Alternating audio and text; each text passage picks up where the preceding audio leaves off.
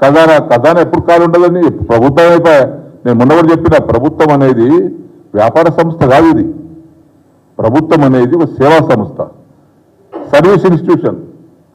డబ్బులు వస్తూ ఉంటాయి, పోతూ ఉంటాయి, వస్తూ ఉంటాయి, పోతూ ఉంటాయి. నిల్వ చేసుకోదు ప్రభుత్వం. ఒక వ్యాపారం చేస్తుంది, రాత్రి వ్యాపారం చేసుకొని సాయంత్రం ఇంటికి పోయి నేను 10 లక్షల రూపాయలు వ్యాపారం చేసినా నాకు 1 లక్ష రూపాయలు మిగిలినాయి అని చెప్పి పక్కన పెట్టుకుంటాడు. ప్రభుత్వం వ్యాపార సంస్థ కాదు, ఇది ఒక సేవా సంస్థ, సర్వీస్ ఇన్స్టిట్యూషన్. ఇది వస్తుంటాయి, పోతుంటాయి.